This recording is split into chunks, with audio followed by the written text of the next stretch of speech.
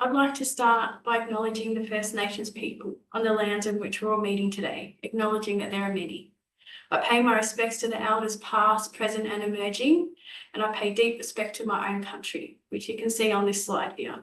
My country is Wagaya country, and it is Big Skye country. It is a country of the old gum trees, the mallee scrub, the red dirt and the vast blue sky. We recognise and respect the holistic concept of health of Aboriginal and Torres Strait Islander people, which embraces the physical, social, emotional, cultural and spiritual well-being for both the individuals and for the community, which also encompasses the importance of connection to our land, water, culture, spirituality and our ancestry.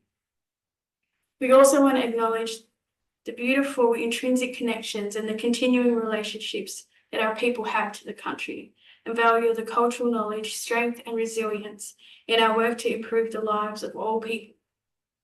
I'd like to flag as well that we will use the word Aboriginal and Torres Strait Islander as a collective term, and at times Aboriginal may be used to signify both Aboriginal and Torres Strait Islander people. Thanks, Skye, and a beautiful acknowledgement. And I'd also acknowledge in this presentation that some of the knowledge that I've been privileged to learn with and walk alongside the Metro mob, who have been some co-researchers with me in some of my work with Aboriginal and Torres Strait Islander substance misuse and workers' perspectives on whether they thought family therapy was a good fit for them in their work. So acknowledging all their wisdom, and also wanting to acknowledge Kath Chamberlain, who is the professor at the Indigenous Health Equity Unit where Skye and I work, and is at the unit head of the there in the Indigenous Health Equity Unit.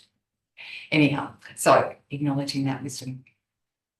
So what we're going to speak about today with you is, firstly, we're dividing up the time. We're sharing the time between us and also with Manal as well. So firstly, we're going to talk about, Skye and I'll talk about understanding health from Aboriginal and Torres Strait Islander perspectives, and then to talk around the impacts of colonisation and how mainstream systems of care, how they're designed and who they're designed mostly for. Manal will also speak to this.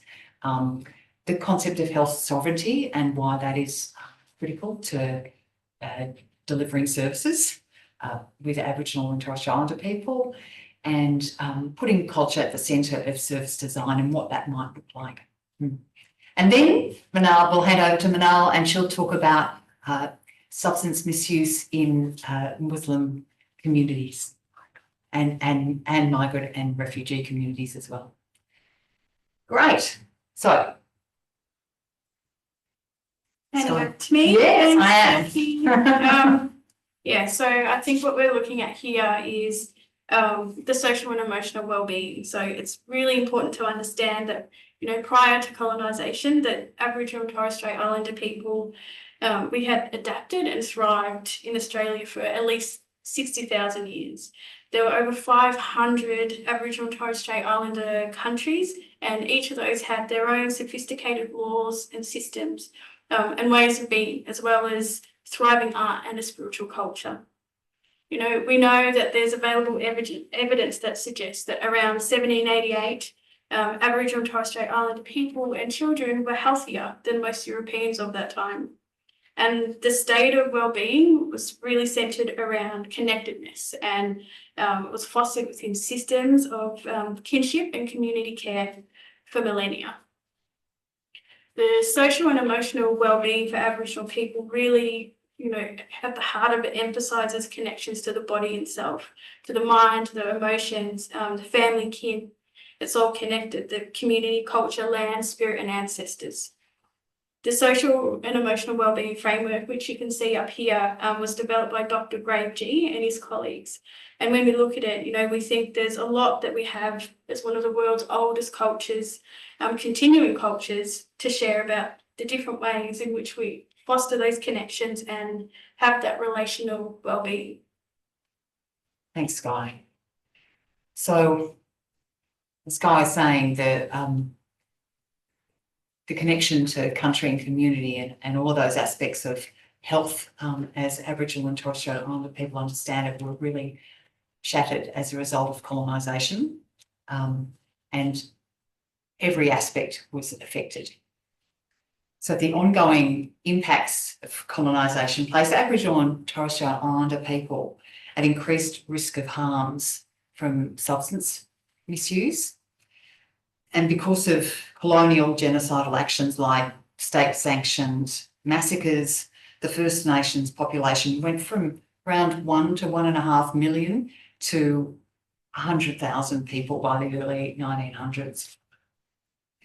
Underlying Indigenous disadvantage and the social determinants of health is the history of Aboriginal people in Australia since colonisation in 1788.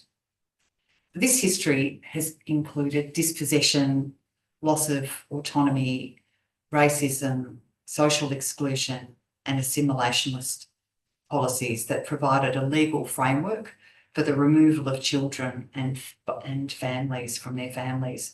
This history does not account for all of the factors that contribute to substance misuse and use in Aboriginal and Torres Strait Islander communities, but it makes sense, but the use does make sense in concept when you think about the history.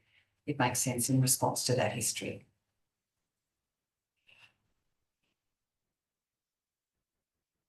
All right, okay, stop. That's all right. I'm just like, oh, brain. That's right, we can cut there. I had something really great forming in my head, and I'm like, oh no, but it's gone. It's completely gone now. So now I'm thrown. So thinking about that, how trauma is a useful framing or maybe not a very useful framing. Yeah, and resilience and strengths and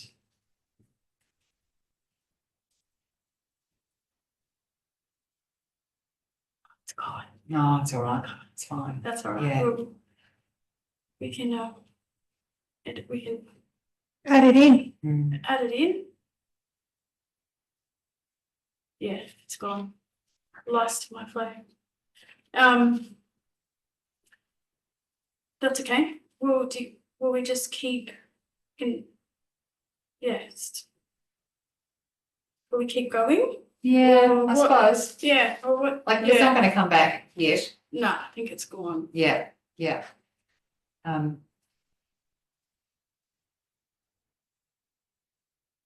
I could say also that in recent years, some people in Aboriginal community seen it can be a bit problematic to frame some of the problems and issues that Aboriginal people face all around trauma. Like it can sometimes put people in, they can feel like they're being put in a deficit position. Yeah. So it's healthy. It's helpful because it kind of takes away some of the blame and the stigma. But on the other hand, some people are critical of it because it's not focusing enough on resilience and the strengths and the agency of people to impact their lives and make change.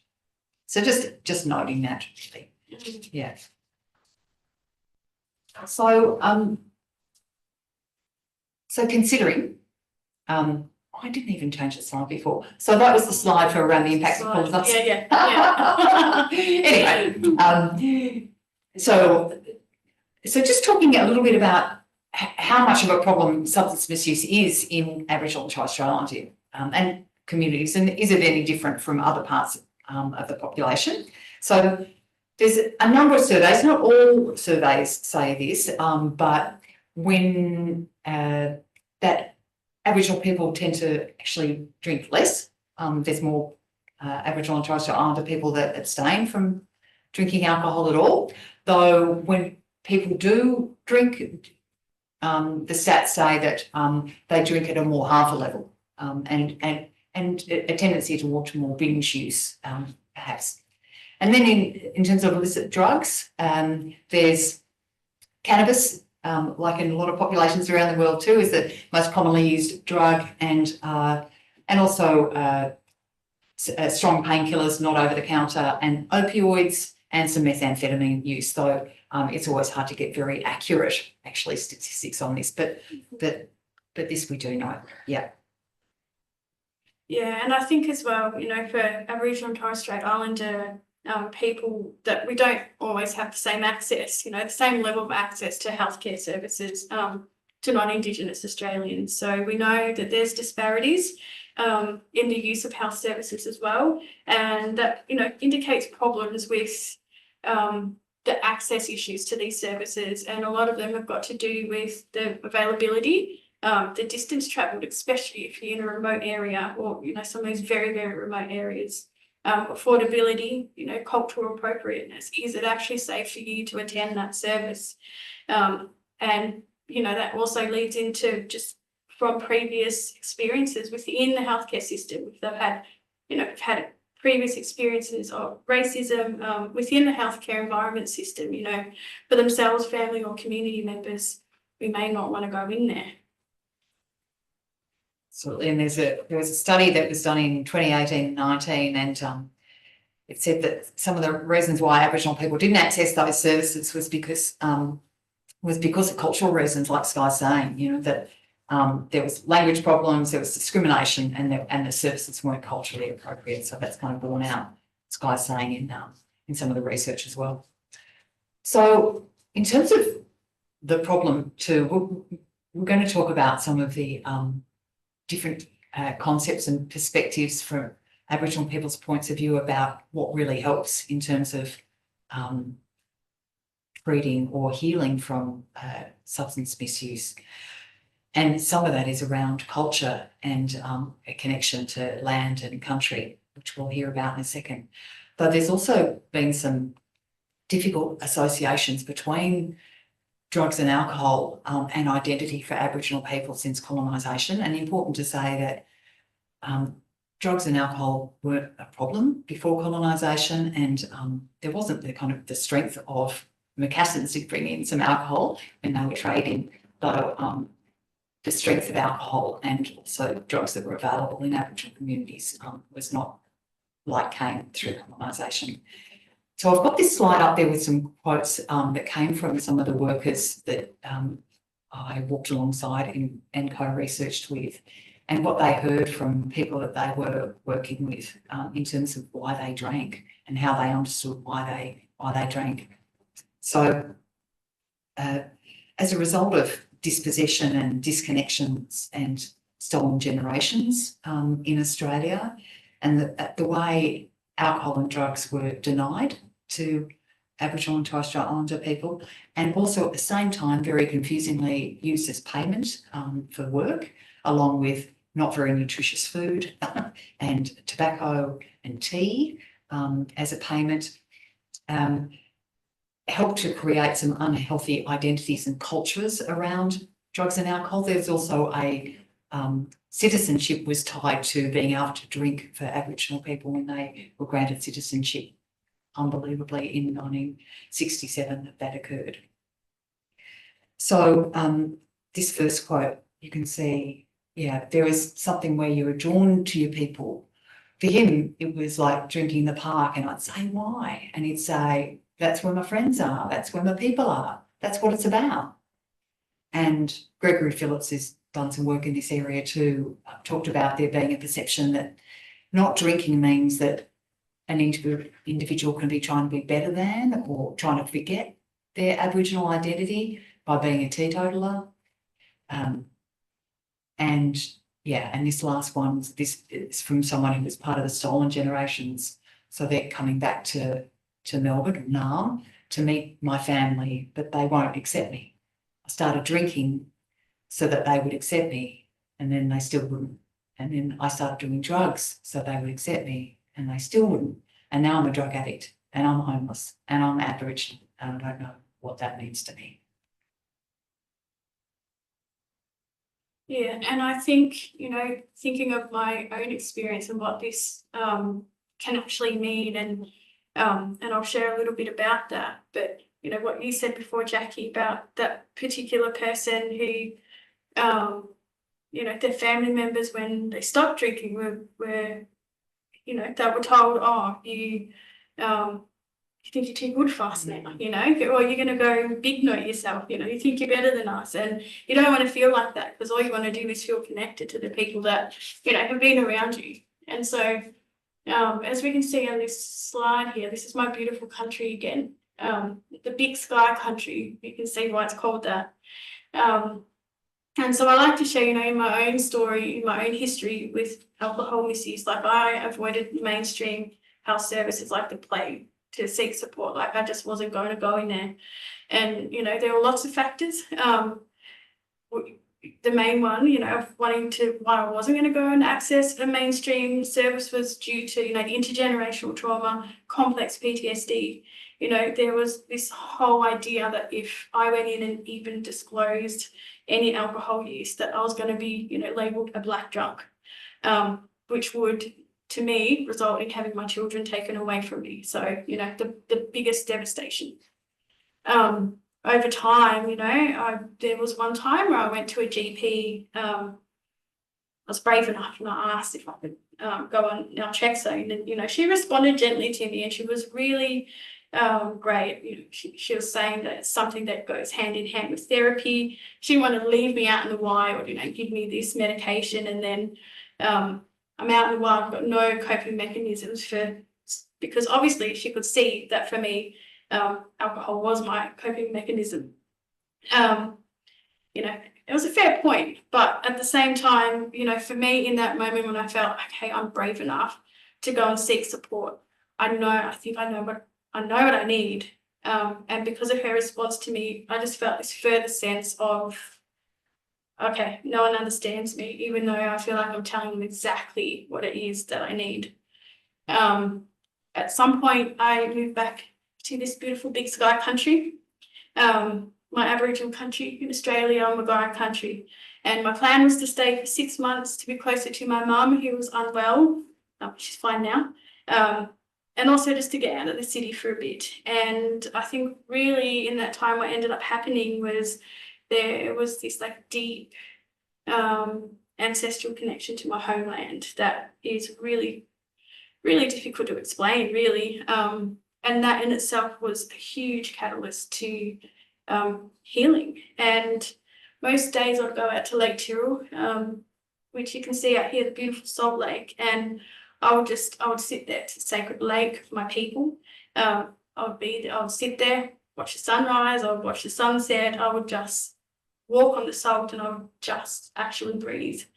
And there was something so connective in these moments that I think what it was that I was reminded that I wasn't alone.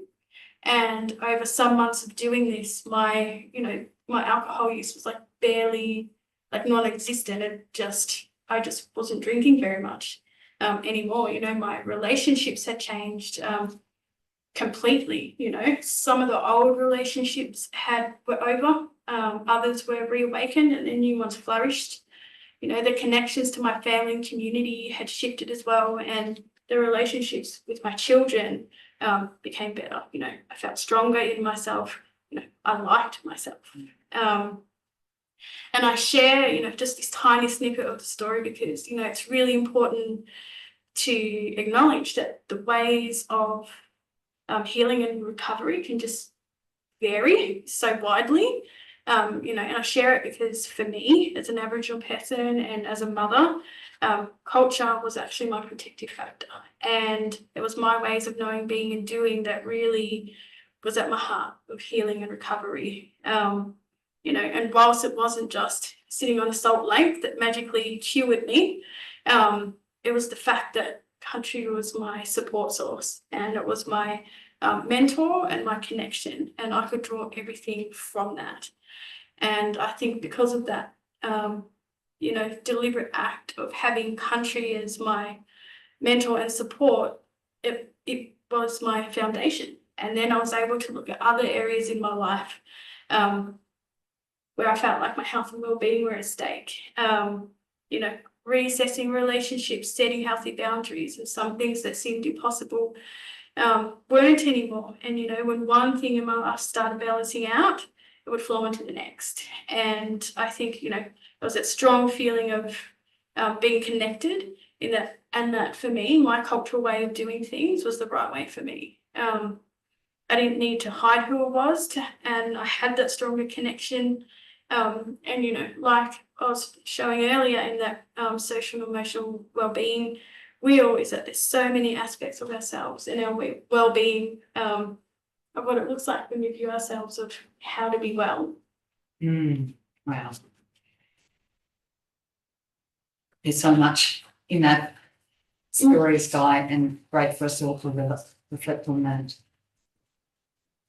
Yeah, and so I guess, talking about it further, like considering for us, as Aboriginal and Torres Strait Islander people, our understanding of health, like how does it translate, into terms of service design and delivery. And I guess just a little bit of a background of what is actually meant by health sovereignty.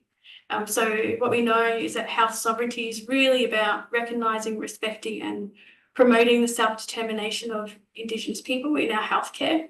It's about parents and families that are being actively involved in decision-making regarding their health, despite power imbalances that we'll see that often exist between families and service providers. So we need to understand, that the history in Australia of denying Indigenous people their sovereign rights is really being directly responsible for the appalling health status that we're seeing today. In Australia, our Indigenous people suffer third world health problems in a first world country. Our babies are 2.5 times more likely to die than the rest of the population. Our life expectancy is on average 20 years less. Chronic diseases like obesity, diabetes, renal disease, all from a legacy of processed foods, dwindling activity levels. They're just all major sources of why we're dying younger, really. And another major source is like the lack of infrastructure and resources, particularly in those areas that are remote. We know that a lack of access to health services, safe health services, is also a major contributing factor. And, the issue needs to be considered like not only in terms of geography, but just culture and history too. Health professionals in particular, played an active role in the removal of our children in hospitals. For us as Aboriginal people, hospitals were places where people died. And without the family or their country or anything that they, knew and had close to them. And, we know that mainstream services involved like extensive institutional and individual racism. So I guess really, central to achieving self-determination was acknowledging the land needs of Aboriginal people. Land rights could enable us to exercise control over our lives, which would then really in itself improve, our health and our well-being. For Aboriginal people, health is a sovereign issue. And one of the greatest achievements in addressing Aboriginal health in Australia has been based on elements of sovereignty. So Aboriginal community-controlled health organisations, or ACCHOs, as we call them here, are an excellent example of that. They're administered by an Aboriginal board and that's been selected by community. And their development means of dealing with individual and community health issues that are accepted by Aboriginal peoples. So this can be considered to be self-determination and a fundamental sovereign Indigenous right. And in Australia, during the COVID-19 pandemic, responsibility for the response in remote communities was given to Aboriginal community control organisations, and they did such an excellent job in comparison to the rest of the country. So I think it's a good example of what happens when communities in control of health outcomes. Yeah. Good. So I absolutely love this photo, Skye. I just want to say something about this photo because it's so special. Oh, yeah, I will. This tree is called the God tree, and it's a 500-year-old gum tree in the sand dunes in Outback. New South Wales, about 2 hours from my own country. The tree itself is mostly underground, so over 400 years or something, the shifting sand has buried the entire trunk of the tree, about 20 meters of it. So it's literally just the canopy, and it is a massive tree. You can see me there. I'm tiny compared to this tree. I can't explain the size of it, but it's one of those amazing places in nature that, you know, kind of takes you back from its beauty that it has. Yeah. And I think it's a lovely photo to have along with this one of our final slides before we hand over to Banal, because that country culture is holding Skye, and I think those relational connections in all of those, that social emotional well-being wheel that we saw earlier. I think you sense that in this photo. So distilling some of the things that we've been saying in the last little bit of time, there's some general principles that came through a review of Aboriginal and Torres Strait Islander services and what really work for the community members to access them. And so these principles are the ones that have stood out. So the importance of engagement, so a flexible engagement style, being able to spend time getting to, a relational approach, and a flexibility in delivery. So spending time to get to know someone before kind of launching into business, very important. Including social emotional well-being, so a holistic view of health, not just individual, more of that medical model approach to health, but really looking at the whole person, as you can appreciate from what Skye was saying about understanding Aboriginal perspectives of health and how important that is to look at the whole person, the whole picture. Then cultural aspects of treatment or approaches need to be incorporated into the design of what's being offered, as Skye's story really well encapsulated.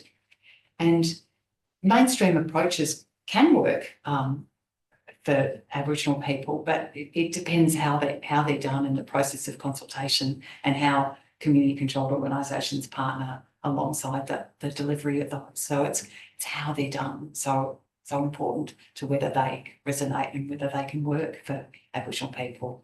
And then the importance of employing Aboriginal and Torres Strait Islander staff, and many Aboriginal people who are seeking some support around their drug and alcohol use say that they prefer to speak to an Aboriginal and Torres Strait Islander person when you're discussing those issues.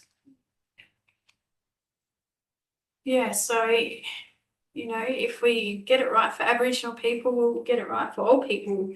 I think it's really important actually to recognise that our First Nations people need to come first, and to lead the way in service design and provision. So I think we're going to hand over now to Manal, who's going to reflect on, how this accords with her own knowledge and experiences.